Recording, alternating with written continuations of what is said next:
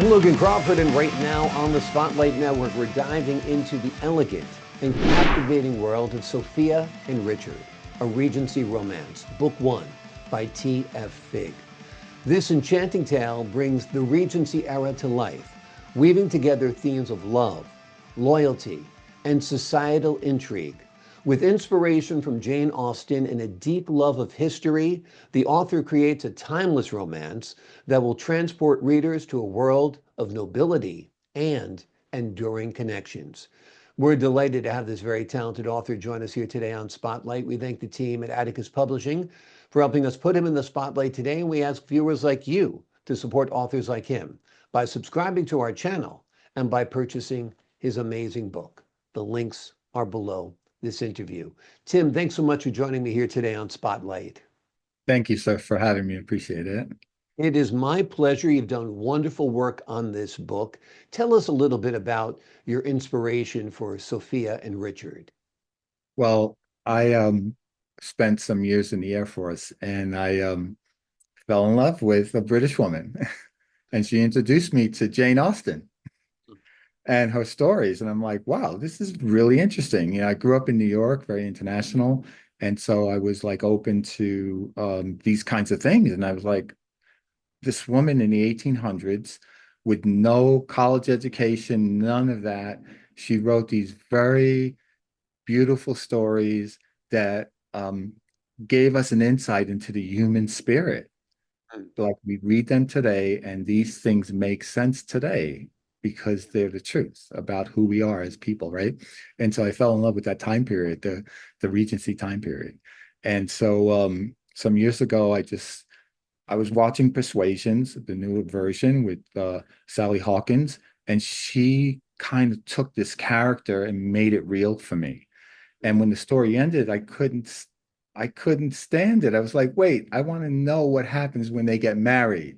Yeah. Did they have children? So I started there. And my first book, right, The Lady and Elliot, was the next step in that story. And then, of course, Sofia and Richard became the next book that I wrote. And so that's how Wonderful. it kind of started. That's very, very cool. Great inspiration. Kudos to your wife for putting you in the right direction here and unleashing that literary streak in you, no doubt. Talk to us a little bit about the story itself. Give us an overview of Sofia and Richard.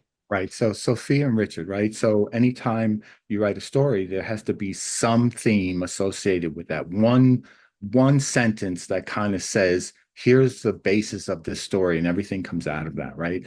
And so the basis of this thing called Sophia and Richard is appearances aren't always what they seem. And so you have the Hawks, and their Admiral Hawke is retiring, and he and the wife come from Somerset, and they buy this estate. And the neighbors are like, wait a minute, I don't like the idea of wealthy admirals buying grand estates and thinking they can buy their way into aristocracy, right? And so they don't realize that he, the admiral, has served the crown for 30 years. He's a knight of the realm. He knows the king personally. That's the height of society. He's known by the royal family. He's always invited to the royal court, right? He never uses his titles. He doesn't have to. People know him that matter. And so they move into the neighborhood, and the neighbors living into Highbury Estate, the Altons, are like, we're better than you. We're titled aristocracy. We're old family. And they don't realize who they are until they visit one day. And they realize this is a knight of the realm. It's not Admiral James, it's Sir James. And the wife is not Anne, it's the Lady Anne. And so it goes from there. And the children obviously are Sophia and Richard. Richard's on the Hawk side, and he's going to be going into the Navy and to the Royal Naval Academy. And Sophia is a lady. Obviously, she hasn't been presented to society. They're 9 years old apiece, but they both love horses. Mm. And so they meet through their love of horses and riding. And so that develops in the story as it goes. Sophia and Richard. Wonderful, wonderful. Well, Jane Austen's books have been turned into wonderful movies. Have you envisioned Sophia and Richard as a film? Yes, I have actually. And when I write, like when I actually write these stories, even the first book, it's a movie in my mind. And I Hmm. actually am walking through this movie and trying to describe sometimes not too much detail, sometimes too much detail. And, it takes time to prune things and add things until the balance is right. And so I actually see it as a movie in my head. And they're living characters, and I'm walking with them as they go through their life struggles. Exactly. And that's what makes the book so compelling is because it's very visual. If you're visualizing it as a film when you're writing it, people who are reading it are going to have those same visualizations. And I think it's very, very effective. Tell us a little bit if your Air Force background shaped the perspective in this book or as a writer in general at all. I think I think the Air Force gave me a broader perspective because growing up in New York, yes, very international. English is the second language there. You meet people from all over the world. And so that's one aspect of my life growing up there. The other aspect is I was confined to this thing called New York and that environment. And so when I went into the Air Force, I became very international in a sense. It broadened my perspective of people living differently, different cultures, all of those kinds of things. So obviously, I met my wife through that aspect of life, and so it's a very important aspect, right? Yeah. Um, she introduced me to this whole universe of England and what this history is and what it Yeah. means. Yeah, it broadened your mind, it broadened your perspective, and broadened your world, Yeah, which you've now incorporated into your work. Tell us a little bit about your career as a writer. How many books have you written? And tell us right. about that. So I started with, as I mentioned earlier, I started with this thing, this movie called Persuasions and Sally Hawkins and how she related this character who was cold to me prior versions of the movies that were out there. She actually looked into the screen. She had a diary, and so she would tell you her feelings, right? And so it started there. I was like, I can't just like the story ended. And I was like, wait a minute, there's a whole piece back here that I want to know about. And I started to see in my mind the story, the rest of it. They get married, children, how the children grew up, what Frederick's career was like, what he encountered. His son enters the Naval Academy, becomes a captain. How did he become a captain? There was a war, right? There's a whole thing that goes on here. And and so like that story was just sitting there for a long time.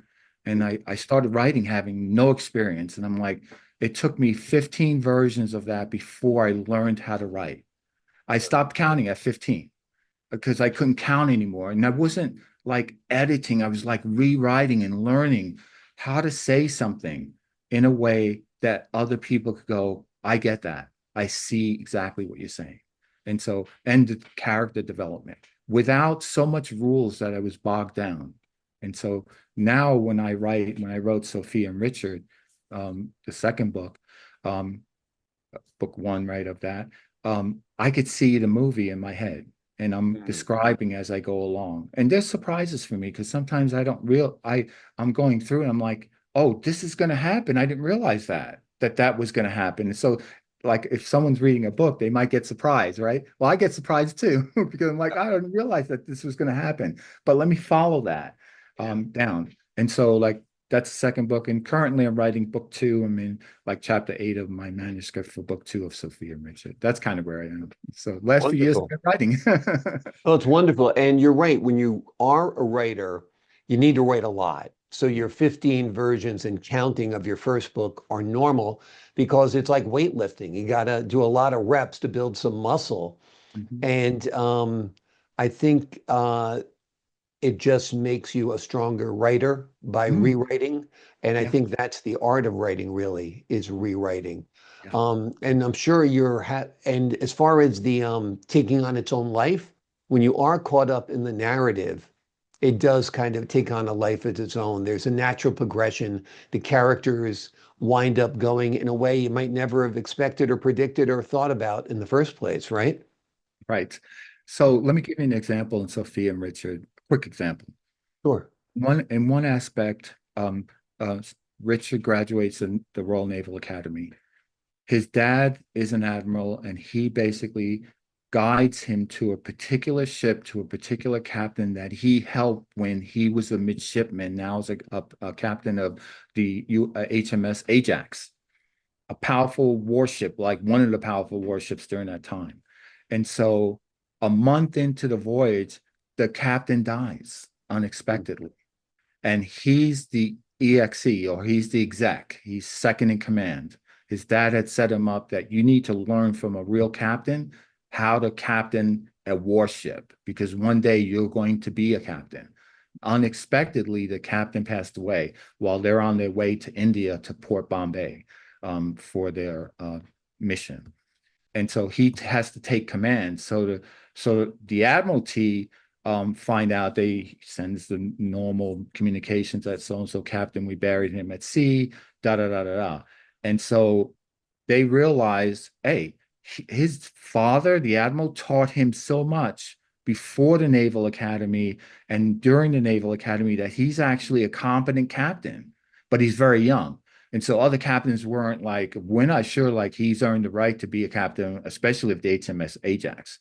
Well, he encounters a number of different things that I won't talk about that are in the book, and they realize he is very competent.